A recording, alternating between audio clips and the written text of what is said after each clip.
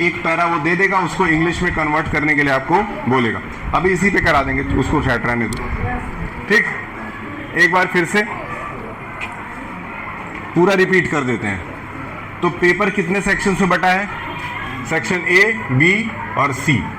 पहला जो है वो रीडिंग स्किल है। रीडिंग स्किल का मतलब आप पढ़ेंगे, पढ़ करके आंसर स्टिक करेंगे। जिन बच्चों के इंग्लिश पढ़ने की क्षमता और समझने की क्षमता होगी उनको 20 नंबर पाने से कोई नहीं रोक सकता है, क्योंकि ये एमसीक्यू ही रहेगा।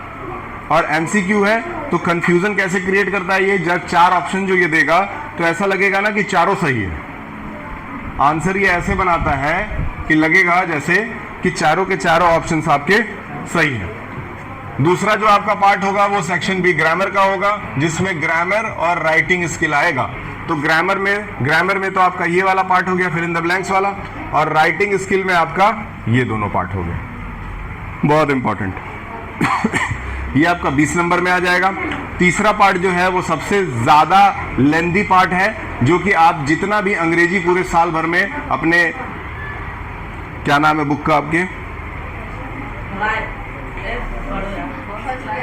फर्स्ट फ्लाइट, ठीक है, फर्स्ट फ्लाइट वाली बुक से जितना भी कुछ आप पढ़ेंगे वो सब कुछ 40 नंबर में आएगा, क्वेश्चन आंसर के फॉर्म में। और इसमें कोई ऑप्शन नहीं रहेगा।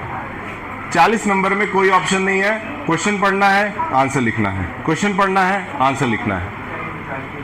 ठीक है, तो हम लोग को सबसे ज्यादा जो ध्यान देना है, देखिए ये वाले पार्ट पे तो ध्यान आप ही खुद से दे सकते हैं, क्योंकि इसकी कोई तैयारी नहीं होती है पहले से। इसको आप पढ़ेंगे, टिक कर देंगे। हम लोग को सबसे ज्यादा जो पढ़ना है वो ये 40 नंबर वाला पढ़ना है, जो कि हम लोग पढ़ रहे हैं। उसके साथ ही साथ हम लोगों को ये दोनों पे ध्यान देना है। मतलब आपको पेपर पैटर्न के हिसाब से जो ग्रामर का बहुत ज्यादा एक्स्ट्रा लोड था वो खत्म हो गया। अब इसकी तैयारी के लिए हम आपको क्या करेंगे, वर्कशीट्स निकाल के आपको देते रहेंगे, क्लास में इसको प्रैक्टिस कराते रहेंगे। ठीक, अंकित सर से बोलेंगे वो वर्कशीट निकाल के हर एक बच्चे को एक शीट दिया जाएगा, और वो बच्चा उसको पढ़ेगा, पढ़ करके टिक करेंगे आप, वहीं जमा होगा, फिर चेक करके आपको मिल जाएगा। हफ्ते में कम से कम 1 से 2 बार ऐसा हम लोग इस वाले पार्ट के लिए करते रहेंगे। ठीक है, आपकी तैयारी के लिए स्कूल इस बार ठीक ठाक इन्वेस्टमेंट यानी कि खर्चा पेजेस के रूप में करेगा। जैसे यूनिट टेस्ट में आपने देखा होगा, आप सब लोगों को पेपर इस बार दिया गया था। ठीक है, लगभग 6000-7000 पेजेस खर्चा हुए हैं स्कूल के, जबकि पहले ऐसा करना नहीं पड़ता था। बोर्ड पे लिख दिए, बच्चे उतार लेते थे उसको। ठीक है, तो पेजेस के रूप में आपको ये काम हम करवा देंगे। लिटरेचर आप पढ़ रहे हैं डेली 2 चैप्टर इसमें से आप पढ़ भी लिए हैं, 2 स्टोरीज ऑफ फ्लाइंग पढ़ लिए हैं। इसके क्वेश्चन आंसर्स आपके ग्रुप में चले गए होंगे, गए हैं। एरोप्लेन वाले का क्वेश्चन आंसर गया है, वो फर्स्ट पार्ट का गया है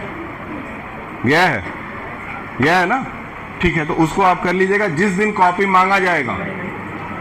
अब ये बात बहुत ध्यान से सुन लीजिए, जिस दिन कॉपी मांगा जाएगा उस दिन आपके पास पीडीएफ जितना है वो आपके कॉपी में कायदे से लिखा हुआ होना चाहिए, और उसी दिन पहली बार हमको मौका मिलेगा आप लोगों का बढ़िया से तोड़ैया करने के लिए। मैं पहले से बता दे रहा हूं, ठीक है।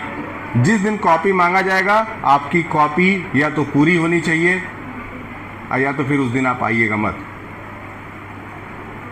ठीक है, ये याद रखिएगा।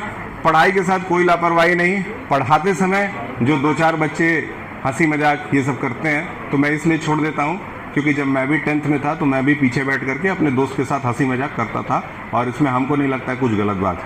लेकिन जब टीचर पढ़ा रहा है तो उस समय आप ध्यान दीजिए। ठीक है, ये आपका पोर्शन है, क्लियर है। अब कैसे पेपर आएगा समझ में आ गया। एक बार आपको आपके सामने से पेपर हम दिखा देते हैं। एक मॉडल टेस्ट पेपर आप लेंगे, आप अच्छे से इसको देख लीजिए। इसका फोटोकॉपी करा करके हम आपको अभी क्लास में भिजवा देते हैं, सब लोग इसको देख लीजिएगा।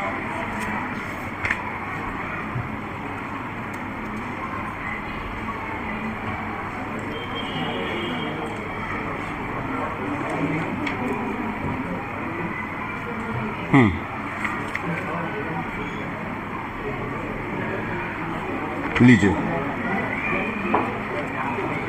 आप खड़े होइए,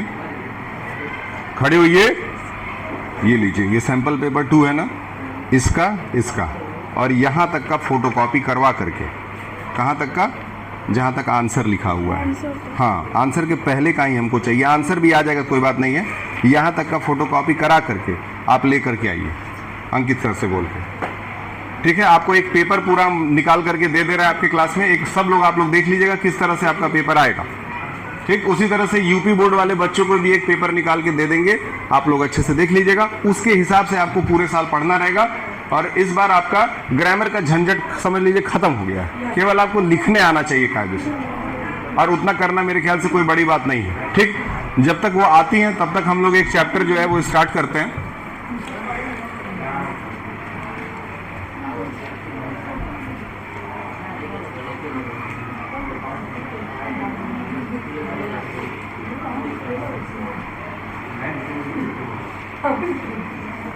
नेल्सन मंडेला हो गया था आपका।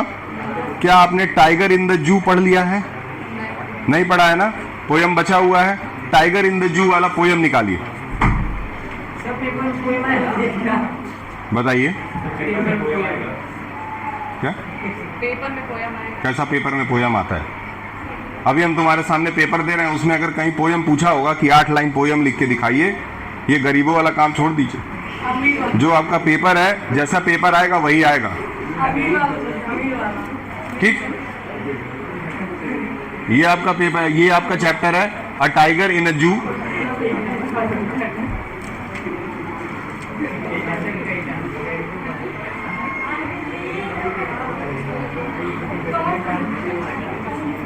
अब आप 10th के सीबीएसई में बैठेंगे तो 10th के सीबीएसई के स्टैंडर्ड के हिसाब से जो कुछ आएगा वही पढ़ना है, कुछ भी फालतू एक्स्ट्रा चीज नहीं पढ़ना है कि बैठ के पोयम याद कर रहे हैं, उसका कोई सेंस नहीं बता।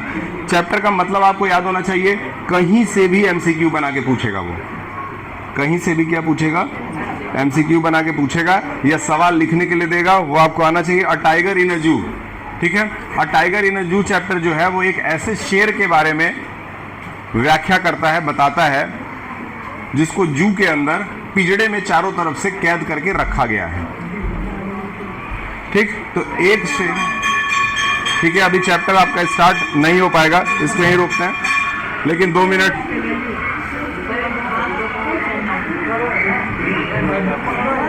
चाहिए।